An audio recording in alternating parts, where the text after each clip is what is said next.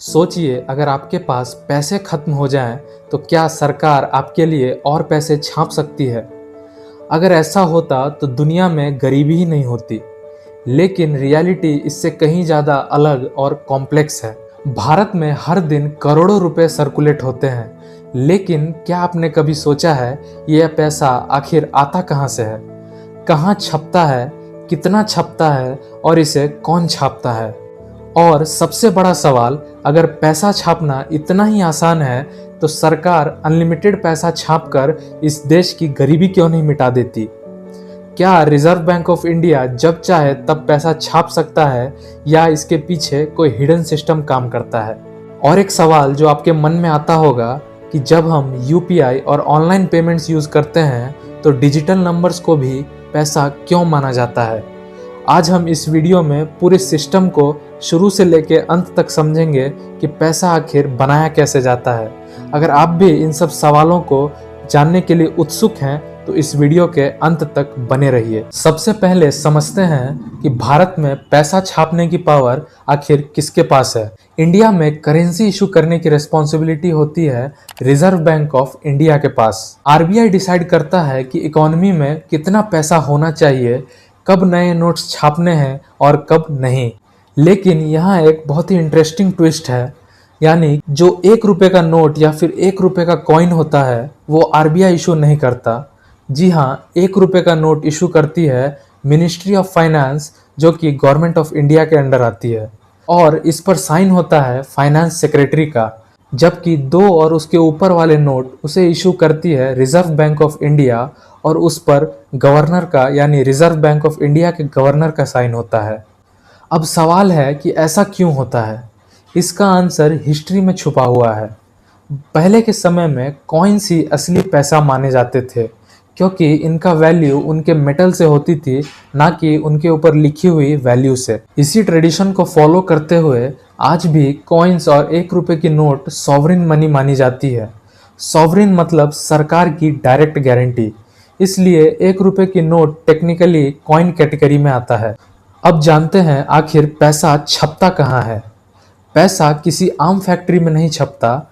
भारत में सिर्फ 4 ऐसे जगह हैं जहां करेंसी नोट्स प्रिंट की जाती है, और इन्हें 2 अलग अलग ऑर्गेनाइजेशंस ऑपरेट करती हैं। पहली ऑर्गेनाइजेशन सेंट्रल गवर्नमेंट द्वारा ऑपरेट की जाती है, उसका नाम है SPMCIL। ये भारत में सिर्फ 2 जगह पर स्थित है, एक है महाराष्ट्र के नासिक में और दूसरा मध्य प्रदेश के देवास में। दूसरी जो ऑर्गेनाइजेशन है वो BRBNMPL है, और उसे आरबीआई द्वारा ऑपरेट की जाती है। ये भी सिर्फ भारत में 2 जगहों पर स्थित है, एक है वेस्ट बंगाल के शालबोनी में और दूसरा कर्नाटका के मैसूरू में। नासिक की प्रिंटिंग प्रेस भारत की सबसे पहली प्रिंटिंग प्रेस है, जो कि 1928 में शुरू हुई थी। इन चारों प्रेसेस की कंबाइंड कैपेसिटी अगर देखी जाए तो हर साल लगभग 2000 करोड़ के नोट्स प्रिंट की जाती है। अब सोचिए, जिस जगह पर इतने सारे नोट्स प्रिंट की जाती है उस जगह की सिक्योरिटी कैसी होगी। सिक्योरिटी इन जगहों पर ऐसी होती है कि एक परिंदा भी पर नहीं मार सकता। वहाँ के काम करने वाले एम्प्लॉयज़ को मोबाइल फ़ोन्स अंदर ले जाना सख्त मना होता है। चारों तरफ सीसीटीवी से सर्वेलेंस की जाती है। पूरे एरिया को CISF द्वारा सिक्योर किया जाता है, ताकि किसी भी तरह की गड़बड़ी को तुरंत पकड़ लिया जाए। ये सिक्योरिटी इसलिए भी इम्पोर्टेंट हो जाती है क्योंकि यहाँ सिर्फ एक छोटा सा पेपर प्रिंट नहीं हो रहा, बल्कि पूरी देश की इकोनॉमी प्रिंट हो रही है। अब जानते हैं कि करेंसी आखिर प्रिंट कैसे की जाती है। पेपर जो यूज़ होता है वो आमतौर पर नॉर्मल पेपर से बिल्कुल अलग होता है। अगर आपने कभी नोट को धो दिया हो तो आपने देखा होगा वो आसानी से फटता नहीं है, क्योंकि इंडियन करेंसी का पेपर कॉटन और लिनन के स्पेशल मिक्सचर से बनता है, जो इसे और भी मजबूत बना देता है। पहले ये पेपर यूके, जर्मनी और जापान से इंपोर्ट किए जाते थे, लेकिन अब इंडिया में ही होशंगाबाद, जो कि मध्य प्रदेश में है, वहीं सिक्योरिटी पेपर मिल में इसे प्रोड्यूस किया जाता है। अब जानते हैं अलग अलग प्रिंटिंग प्रोसेस के बारे में। पहला स्टेप होता है साइमल्टन प्रेस, यानी इसमें दोनों साइड्स पर बैकग्राउंड डिज़ाइन किया जाता है। दूसरे स्टेप में इंटालियो प्रिंटिंग होती है, जो कि टच एंड फील वाली प्रिंटिंग देती है। तीसरे स्टेप में सिक्योरिटी थ्रेड डाली जाती है, जो कि हम नोट्स पे एक डॉटेड मेटेलिक स्ट्रिप्स देखते हैं, ये उसी द्वारा की जाती है। चौथे स्टेप में नंबरिंग की जाती है, यानी हर नोट को एक यूनिक सीरियल नंबर मिलता है। अगर नंबरिंग में थोड़ी सी भी एरर हो जाए तो पूरा बैच ही रिजेक्ट कर दिया जाता है। पांचवें स्टेप में कटिंग और इंस्पेक्शन की जाती है, यानी बड़े बड़े शीट्स को छोटे छोटे नोट्स में काटा जाता है और इसे मशीन में भेजा जाता है, जिसमें मशीन चेक करती है कि हर एक नोट का साइज करेक्ट से प्रिंट हुआ है या नहीं। अगर 1 mm का भी एरर आ जाता है तो पूरे नोट को ही रिजेक्ट कर दिया जाता है और उसे डिस्ट्रॉय कर दिया जाता है। नोट में खास तरीके के निशान बनाए जाते हैं, जिससे पहचान किया जा सके कि ये नोट असली है या नकली। आपने अक्सर नोट पे लिखा देखा होगा कि मैं धारक को 100 रुपये अदा करने का वचन देता हूँ, या इंग्लिश में I promise to pay the bearer the sum of 100 rupees, और उसके नीचे आरबीआई के गवर्नर का सिग्नेचर भी होता है। तो इसका मतलब क्या है? ये आरबीआई की एक लीगल गारंटी है। इसका मतलब ये है कि जो वैल्यू नोट पर लिखी है उतनी वैल्यू आपको आरबीआई के द्वारा मिलेगी, और उसके बदले में आप गुड्स, सर्विस और मनी के एक्सचेंज कर सकते हैं। पहले के समय में नोट को गोल्ड से एक्सचेंज किया जाता था, इसलिए इस तरीके के प्रॉमिस नोट्स पे लिखे जाते थे। मगर आज ऐसा नहीं है, लेकिन ये लाइन ट्रस्ट का सिंबल है, इसलिए इसे आज भी फॉलो किया जाता है। यानी नोट की वैल्यू सिर्फ पेपर की नहीं, बल्कि उस ट्रस्ट की है जो आरबीआई और सरकार हमें प्रोवाइड करवाती है। अब जानते हैं नोट पे गांधी जी के फोटो के बारे में। तो ऐसा है कि हमेशा से उनकी फ़ोटो नोट पे नहीं होती थी। 1996 में गांधी जी की फ़ोटो वाली सीरीज़ को शुरू की गई और आज भी इसे फॉलो किया जाता है। उससे पहले अशोक स्तंभ और कुछ हिस्टोरिकल मॉन्यूमेंट्स के फ़ोटोज़ नोट पे लगाए जाते थे। हालांकि गांधी जी की फ़ोटो डालना संविधान में मैंडेटरी कहीं भी नहीं लिखी गई है।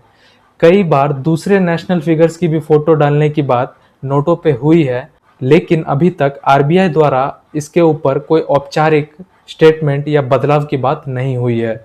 अब सबसे बड़ा सवाल, क्या reserve bank of India unlimited पैसा छाप सकता है? तो इसका सिंपल आंसर है कि नहीं छाप सकता। इंडिया में एक रूल चलता है जिसे कहते हैं मिनिमम रिजर्व सिस्टम। इसके अनुसार आरबीआई को कम से कम 200 करोड़ के एसेट्स रखने होते हैं, जिसमें शामिल होता है 115 करोड़ का गोल्ड एसेट और बाकी का 85 करोड़ का फॉरेन करेंसी एसेट।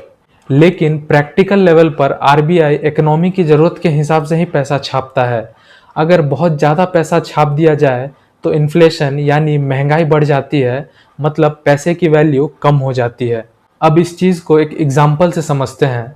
मान लीजिए आरबीआई लिमिट से ज़्यादा पैसा छाप दे और लोगों में बांट दे, तो इससे क्या होगा कि लोगों के पास करोड़ों रुपए आ जाएंगे। मार्केट में जो ब्रेड 40 रुपए की मिलती थी, उसे दुकानदार 40,000 की कर देगा। इससे क्या होगा कि इन्फ्लेशन यानी महंगाई बढ़ेगी, रुपए की वैल्यू गिर जाएगी और बात घूम फिर के फिर वहीं आ जाएगी। अगर किसी के पास 1 लाख रुपए भी अगर होगा तो उसकी वैल्यू 1 रुपए के बराबर होगी और 1 लाख रुपए वाला व्यक्ति भी गरीब ही कहलाएगा।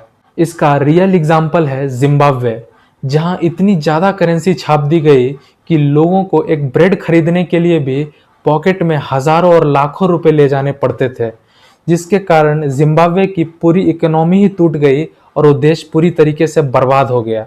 यानी पैसा ज़्यादा होने से उस पैसे की वैल्यू कम हो गई, इसलिए पैसा छापना बहुत केयरफुली कंट्रोल किया जाता है। तो अब आप समझ गए होंगे कि आरबीआई अनलिमिटेड पैसा क्यों नहीं छापता। अब जानते हैं digital money versus physical money के बारे में। हमारे मन में ये सवाल जरूर आता होगा कि आखिर डिजिटल मनी पैसा कैसे है? अगर ये सिर्फ नंबर है तो ये वैल्यूएबल कैसे हो गई? मान लीजिए आपके बैंक अकाउंट में 10,000 रुपए हैं। असल में वो कैश किसी लॉकर में आपके नाम से नहीं रखा गया, बल्कि वो एक एंट्री है जो बैंक अपने सिस्टम में डाल के रखती है। तो फिर ये पैसा क्यों माना जाता है?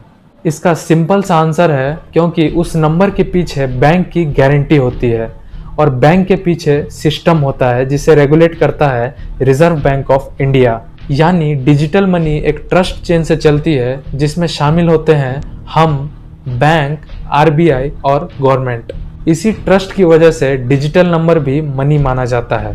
तो अब आप समझ गए होंगे, पैसा सिर्फ कागज नहीं है, वो एक पूरा सिस्टम है जो ट्रस्ट, रूल्स और कंट्रोल पर चलता है। एक तरफ प्रिंटिंग प्रेसेस, दूसरी तरफ आरबीआई का कंट्रोल और तीसरी तरफ आपका ट्रस्ट। अगर इनमें से कोई भी एक टूट जाए तो पूरी देश की इकोनॉमी गिर सकती है। अगर आपको ये वीडियो अच्छा लगा हो तो प्लीज़ लाइक करें, शेयर करें और ऐसे ही डीप कंटेंट के लिए सब्सक्राइब ज़रूर करें। मिलते हैं अगले वीडियो में एक ऐसे ही इंटरेस्टिंग टॉपिक के साथ। तब तक के लिए जय हिंद।